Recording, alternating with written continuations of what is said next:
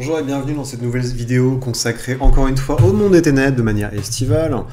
Aujourd'hui je vais parler de Hunter the Reckoning, en français traduit par Exterminateur le Jugement, qui est un sujet particulier pour une grosse raison qui se trouve dans la traduction, c'est qu'il a été accompagné d'une réputation de bourrinisme et de grobisme ambiant qui...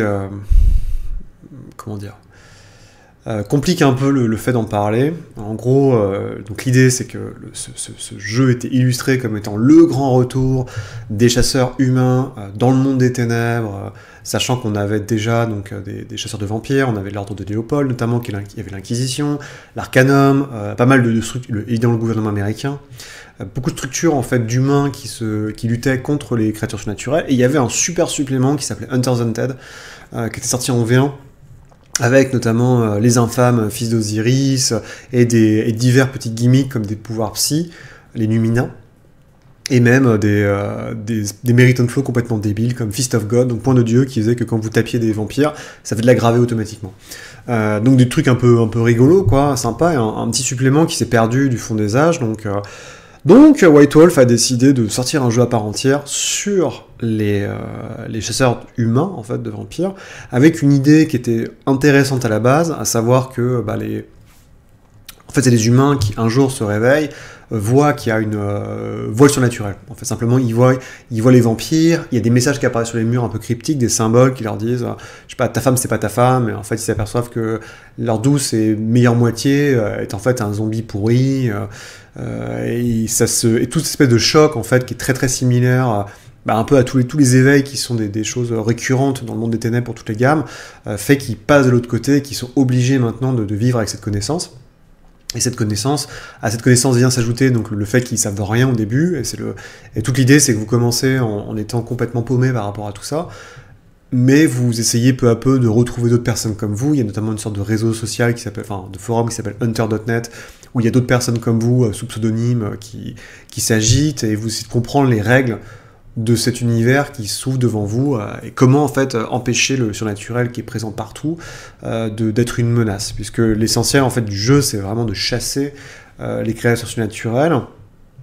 C'est un jeu qui est très bizarre hein, parce qu'il s'inscrit dans le monde des ténèbres, donc c'est-à-dire que vous pouvez trouver aisément une connaissance assez incommensurable sur toutes les créatures surnaturelles qui existent par leur propre bouquin, et Hunter vous propose en fait de rejouer ça, mais sous un œil différent, un œil neuf, celui d'humains qui vont découvrir la prospective du surnaturel, avec notamment dans cette gamme-là, il y a eu un bouquin par type de créature, donc il y avait les morts, enfin les nocturnes, ce qu'ils appellent les nocturnes, donc c'est les vampires, oui ils ont aussi des noms, donc il y a les nocturnes, il y a les sorciers je crois, il y a les morts vivants, parce que alors, ça c'est le grand truc aussi, c'est que dans la Revised, ils ont introduit des zombies. C'est-à-dire qu'avant, les zombies étaient grosso modo des créations, soit c'était des créations des nécromanciens, donc vampires ou humains, soit c'était des cadavres qui étaient possédés par des wraiths, quoi, simplement. Qui donnent notamment les Reason. Donc les Reason, c'est des wraiths c'est des fantômes qui possèdent vraiment des corps, quoi, pour très longtemps.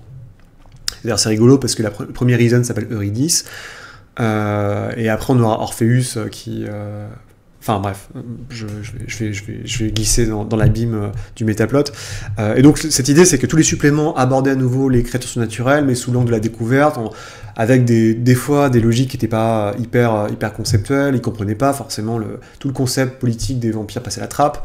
Les change-formes, c'est un peu pareil, il y avait plein de compréhensions qui ne se faisaient pas. On savait qu'ils étaient très territoriaux, mais à part ça, on ne comprenait pas leur défense de Gaïa et compagnie. Et donc c'est très très bizarre de redécouvrir tout ça, en fait, de comment est-ce qu'on réinstaure de la nouveauté, parce que le but, à mon avis, qui était évident avec Hunter, c'est qu'on dit ok, nouvelle édition, fin des temps, on sait que les Hunters sont donc ce qu'ils appellent les imbued, donc les imprégnés, je crois en français, qui en fait sont marqués parce qu'ils ont des pouvoirs et ils voient les symboles un peu partout, par les messagers, on va y revenir, ont en fait doivent lutter contre le surnaturel, et je pense que White Wolf a vu là l'idée de mettre en place une nouvelle approche, enfin attirer un nouveau public, parce que quand Hunter sort, on est quand même sur les dernières jambes du monde des ténèbres. Il y a eu Changelin avant, mais et Vampire, enfin, Wraith a fermé. Changelin est en mort clinique quasiment, donc il faut trouver des nouvelles variations pour appâter le chaland. Donc il y a une envie aussi il y a un remaniement qui va s'opérer aussi, des sortes de reboot des gammes Dark Age. On va faire un Dark Age Vampire, Dark Age Werewolf, Dark Age Fiery, Dark Age Fire et Dark Age Inquisitor, donc qui vont être aussi d'autres bouquins de base qui vont remanier un peu le monde des ténèbres pour faire un truc un peu plus générique ou policé, on va dire, pour qui vont la revise. Mais par contre, les gammes de base, il faut les alimenter. Et à part Vampire qui a un gros vivier, tout le reste commence un peu à se tarir. Donc il y a cette idée d'amener une nouvelle génération avec du Buffy, quoi. Simplement, c'est un peu l'idée derrière. Donc Buffy contre les vampires est à l'époque la série qui marche partout. Et bientôt il y aura Supernatural aussi qui va commencer. Donc c'est une bonne idée, une bonne projection. Il y a un problème majeur, donc comme d'habitude, les Hunters, donc les Imbued, sont divisés en sortes de clans, machin, truc, et donc ils ont tous des types, en gros, ils ont tous une vertu, si je me rappelle. La vertu, il y a la vertu de combat, la vertu de compréhension, et je sais plus quoi, la vertu... Enfin, il y a 2-3 vertus, et sur chaque vertu, il y a, en gros, donc c'est comme les vertus à vampire, hein, où il y en a 3, et chacune vous permet de faire des jets de contrôle. Et là, en fait, ça vous donne une sorte de dénotation. Alors, je sais plus comment ça s'appelle en français. Ça fait longtemps que j'ai pas lu Hunter. Mais en gros, il y a les juges, les vengeurs, les témoins, les rédempteurs, et chacun, en fait, a un pouvoir, comme une discipline, quoi, qui va être alimenté par sa ferveur. Et ce pouvoir va lui donner des éléments conséquents par rapport au nom de sa classe, quoi, pour aller vite. Donc, le juge, il peut juger les surnaturels. Le Redeemer, donc le Rédempteur, lui, il peut retrouver une part d'humanité ou aider en fait les monstres. Donc grosso modo, les loups-garous vont se calmer, les vampires vont retrouver un peu d'humanité, compagnie, et ça va assez loin en fait. Alors après, les pouvoirs coûtent extrêmement cher en général, et le seul et c'est pas si facile. En fait, le gros problème en fait, c'est que quand vous lisez le jeu mécaniquement, ça marche, il n'y a pas de souci, le jeu il est plutôt bien foutu, c'est un bon concept, et c'est pas si facile d'utiliser tout le temps ces pouvoirs, enfin les pouvoirs ont un coût, c'est pas si simple. Quand vous regardez les images, et là c'est le gros problème du jeu, c'est que déjà le jeu a été introduit par des dessins, donc il y a une grande affiche où il y a un mec qui sort avec un fusil à pompe au milieu des morts et des cacharnés, c'est Glenn Fabry qui l'a fait. Glenn Fabry c'est un super dessinateur, notamment qui est très connu parce qu'il a fait Lobo, c'est lui qui a fait toutes les couvertures de Preacher, de Garth Ennis et de Steve Dillon, donc c'est un mec, c'est un super bon, c'est vraiment un excellent illustrateur, mais c'est vrai qu'il a un côté hyper rugueux, et cette espèce de rugosité quand elle ressort, avec un type qui émane des flammes avec un fusil à pompe, enfin un canon de scier, on se dit putain, sur quoi on s'est embarqué, et toutes les illustrations qui sont utilisées dans Hunter partent vraiment dans ce sens, complètement en sucette, parce qu'on nous montre à chaque fois des scènes de baston, ou pas terrible, enfin vraiment hyper violente, ou de gros bilisme insensé, la plus connue évidemment, que je ne peux m'empêcher de... Il y a un pouvoir en fait chez les Vengeurs, donc c'est ceux qui se battent, les guerriers, où ils peuvent transformer un objet pour en faire une arme, et potentiellement cette arme peut devenir aggravée. Donc c'est super, quoi, un peu comme Fist of God dans la première édition avec Hunter's Untied, et il y a une illustration où il y a une petite mamie qui est chopée par un loup-garou. C'est Ron Spencer évidemment qui illustre, donc Ron Spencer c'est l'illustrateur phare de Loup-garou l'Apocalypse, qui a grand-mère avec ses bigoudis dans une main et en robe de chambre, et il y a Papy qui sort une cuillère, et qui, en argent forcément, et qui empale le loup-garou, quoi, qui est en forme Krynos. Et tout le bouquin est de cet acabit-là. En plus, le problème c'est qu'ils ont des illustrateurs, alors c'est Ron Spencer qui fait des illustrations de toutes les classes, et j'aime beaucoup Ron Spencer, mais putain, ça marche pas, quoi, parce que les gars, ils ont tous l'air hyper vénère, hyper balèze, en fait on a l'impression que c'est des loups-garous qui vont se transformer en Krynos et nous péter la gueule, quoi. Et c'est même le Redeemer, le Rédempteur qui est censé être la petite dame qui est en train de faire ses plantes et tout dans son jardin, enfin c'est super bizarre, ça crée un décalage dingue.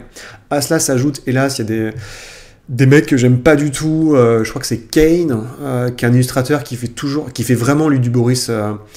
c'est Boris Vallejo, enfin vraiment une espèce de délire à la Frazetta, mais du Frazetta de bas étage, où toutes les meufs ont des seins énormes, tout le monde est musclé au possible, et c'est super bizarre. À côté, on a un érotomane de service qui fait des filles hyper rondes, très, très voluptueuses, pas forcément, enfin, où le dessin n'a pas forcément de caractère sexuel, mais rien que l'illustration, on est là en train de se dire, c'est pas putassier comme une certaine idée du comics dans les années 80-90, mais c'est super bizarre, et tout est comme ça, quoi, tout le... Il y a un vrai problème, en fait, au niveau de la direction artistique, qui fait qu'en fait, le jeu tel qu'il vous est montré par l'illustration ne correspond pas à la proposition de jeu. Et c'est super bizarre, quoi. J'ai toujours beaucoup de mal à comprendre ce qui s'est passé, en fait, simplement. Après, le jeu, bah, on aime ou on n'aime pas, hein, simplement, puisque on arrive quand même au 7e jeu du Monde des Ténèbres, ou 6e, je sais plus, donc il y a un gros passif. La majorité des gens qui vont l'acheter ont déjà joué à Vampire, ou ils ont lu Vampire, ou Mage, ou Loup-Garou. Et de voir jouer des gens qui ne savent rien avec tout ce qu'ils savent, en plus, forcément, dans le jeu, bah, y a beaucoup de stéréotypes qui sont mis en place, parce que le principe, c'est que vous jouez des humains qui découvrent le monde des ténèbres, donc vous ne savez rien du tout. Et le but du jeu, c'est pas de savoir que la Camarilla existe ou que le Tsaba existe, quoi. C'est des dénominations qui sont quasiment occultées, et à forte raison. Donc l'essentiel des suppléments va se baser là-dessus, donc soit c'est une illustration des gammes de monstres, soit c'est comme d'habitude les splatbooks, donc vous avez un bouquin vous avez un bouquin par classe. Le seul truc que moi j'ai trouvé assez intéressant, que j'ai beaucoup aimé, c'est il y a ce qu'ils appellent les Wayward. Et les Wayward, en fait, c'est une sorte de classe que vous pouvez pas jouer, en fait, de Hunter.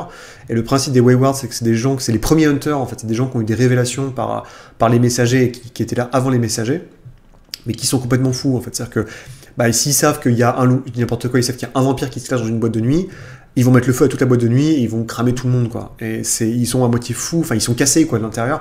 Et c'est assez beau, en fait. Ils ont sorti tout un bouquin dessus, enfin, ça. Et ça, c'est vraiment là où je retrouve un peu le monde des ténèbres, quoi. Je retrouve un peu cette ambiguïté morale, cette espèce de côté un peu dur et âpre qu'on peut retrouver dans pas mal d'aspects du monde des ténèbres, et qui la marche, en fait, qui est pas edgy, forcément, mais dans le sens, c'est pas la violence pour la violence, mais c'est comment est-ce qu'on aborde les faillites, en fait, de la santé mentale, comment est-ce que c'est vraiment des fous qui doivent être abattus, ou c'est un peu les précurseurs, les héros, et ça, c'est vraiment très très chouette. Il y a aussi, bon, voilà, après, il y a d'autres suppléments. Les suppléments sont un peu en demi-teinte, parce que à chaque fois, c'est toujours un peu la même idée, c'est que les suppléments qui sont à la fois des campagnes ou des scénarios, c'est toujours un peu ambigu, vont être sur, bah, on va découvrir que effectivement les hunters existent, des hunters vont trouver d'autres hunters, et ensemble, ils vont essayer de lancer des luttes, des sortes de guerres contre le surnaturel. Certains vont avoir... Et à chaque fois, c'est vraiment sur le côté moralisé, enfin, sur la morale. C'est-à-dire que vous allez vous prendre la tête avec certains PNJ, parce que certains PNJ veulent faire les choses d'une certaine manière. D'autres vont créer des sortes d'autres vont vouloir créer des sortes d'utopies en protégeant tous les supernaturels, mais ça va partir en sucette, parce que la nature humaine est faite de telle sorte que bah, des fois les volontés vont... Les intentions et les volontés vont se confronter, en fait, simplement. Mais c'est une gamme qui est très très étrange, dont j'ai pas une connaissance immense. J'ai beaucoup lu le bouquin de base, forcément, et quelques splatbooks. Il y a aussi le fait que la charte graphique, en plus d'illustrations, est assez très épurée, très simplifiée quelque part, et c'est vrai que ça fait un peu bizarre quand on arrive de Changelin, par exemple, qui est tout en couleur, qui est très peaufiné, avec beaucoup de calligraphie, et là on tombe sur un truc un peu éclaté, hein, on va pas se mentir, on est vraiment dans les années 2000, où on est à l'heure voilà, de Tony Hawk, fin de MTV, fin de Tony Hawk et tout ça, et c'est un délire, hein, c'est un délire, et je pense que White Wolf a essayé, en fait, de faire quelque chose de nouveau, ça on pourra jamais le reprocher. Moi, c'est pas vraiment le jeu qui m'a fait délirer. Et la bonne vieille révélation à la fin, c'est que donc les messagers, qui sont les créatures qui vous donnent donc les pouvoirs aux hunters, qui révèlent, en fait, à des gens ordinaires la présence du surnaturel, c'est roulement de tambour. Attention, on est en plein, encore une fois, dans ce foutu métaplot.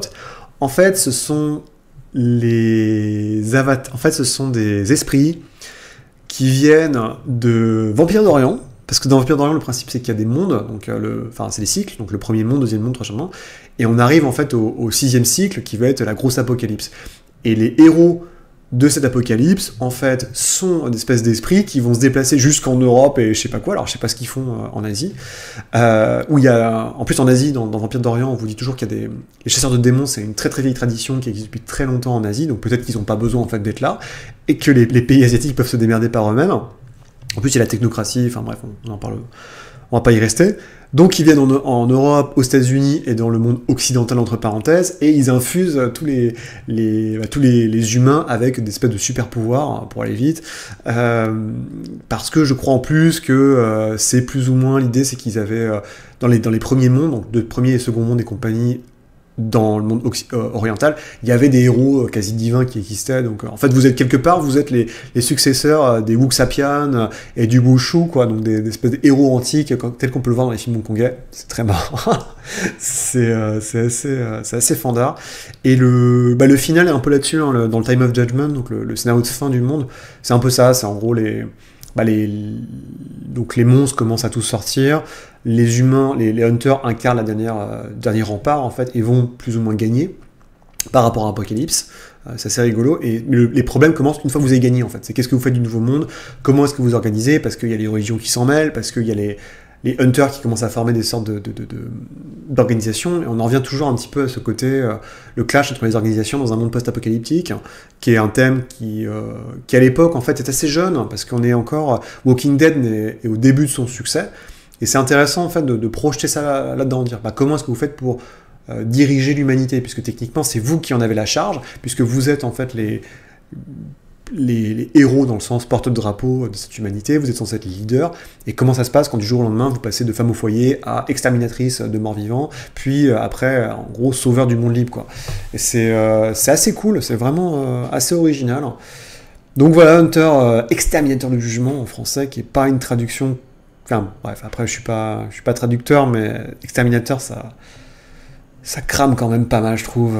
C'est un peu, c'est le problème, c'est le dommage, c'est que déjà on a le mot sur on a le mot qui sort exterminateur, on se dit bon bah ok, tout de suite on a une coloration qui se fait, qui est renforcée, hélas par l'illustration, alors que le cœur du jeu il est pas vraiment comme ça, quoi. Il est plus proche de Hunter's Hunted, même si évidemment on a quand même quelques pouvoirs et on a des clans, parce qu'on va pas changer le loup roublard.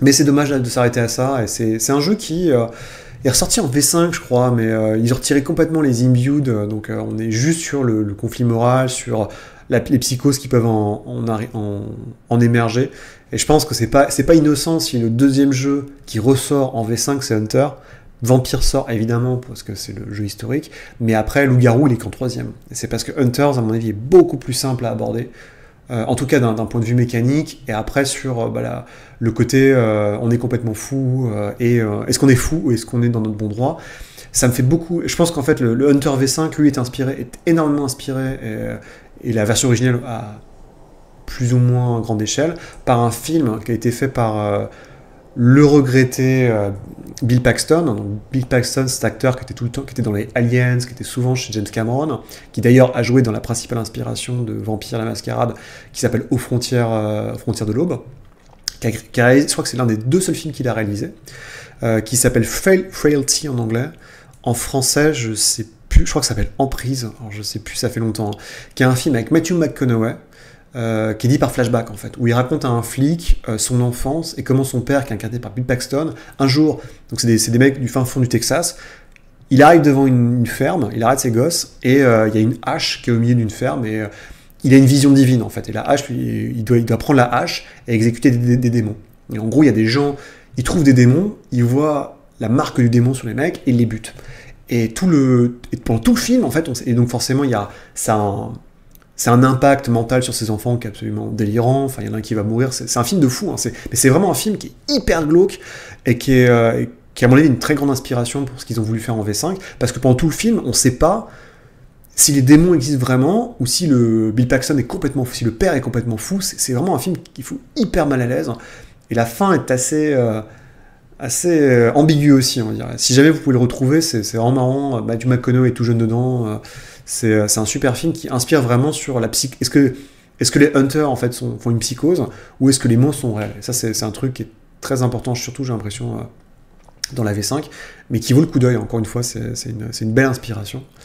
Et c'est un peu tout ce que j'avais à dire à propos de Hunter. Je pourrais évidemment parler du jeu vidéo. Donc ils ont fait une série, dans mes jeunes années, j'avais acheté sur GameCube, ils avaient sorti 3 jeux vidéo sur Hunter the Reckoning, qui étaient des beat'em all absolument dégueulasses, qui j'ai jamais réussi à finir le premier. J'ai un pote, c'était son jeu favori, donc 15 ans plus tard, il est revenu, il fait j'ai les cheat codes. Et du coup, on a dû se taper tout le jeu, c'était complètement débile, c'était que de la baston sans arrêt, c'était des hordes d'ennemis avec... Alors c'est rigolo, ils avaient essayé de faire un vrai scénar en plus, avec où le méchant c'était un Neverborn, donc c'était les grands méchants Wraith, enfin les méchants spectres qui étaient dans le monde des esprits. Il y avait une sorte d'antagoniste plus ou moins méchant, gentil, qui vous accompagnait, qui était un Reason, donc un fantôme qui avait pris cher. Et après, voilà, vous clashiez avec du vampire, vous clashiez avec du loup-garou, c'était dans un espèce de... Ouais, je sais plus, d'asile... Non, c'est une prison, ils avaient exécuté un mec, et le mec revenait, en fait, parce que son esprit était trop fort. Et donc, vous reveniez 15 ans plus tard pour faire le travail. Il y avait une petite fille avec vous que vous sauviez, et la petite fille, après, redevenait... Je me rappelle, elle était attaquée par un nounours géant, enfin bref, c'était n'importe quoi. Et il y avait des suites qui avaient été faites, où là, vous jouiez, la petite fille devenait adulte, donc c'était une nouvelle... elle devenait le Redeemer, donc c'était une nouvelle classe de Hunter, mais bon, c'est vraiment pas les... Ça me ferait marrer qu'ils refassent un remaster juste pour déconner sur les consoles actuelles, mais c'était vraiment pas des grands jeux, quoi.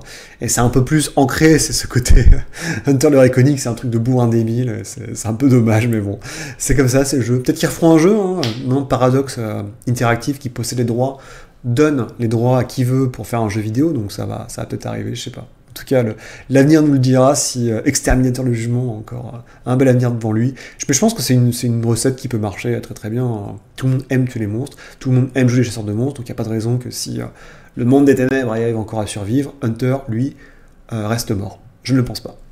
Et sur ce, j'ai dit tout ce que j'avais à dire, je vous remercie d'avoir regardé, et je vous souhaite à très bientôt. Allez, salut!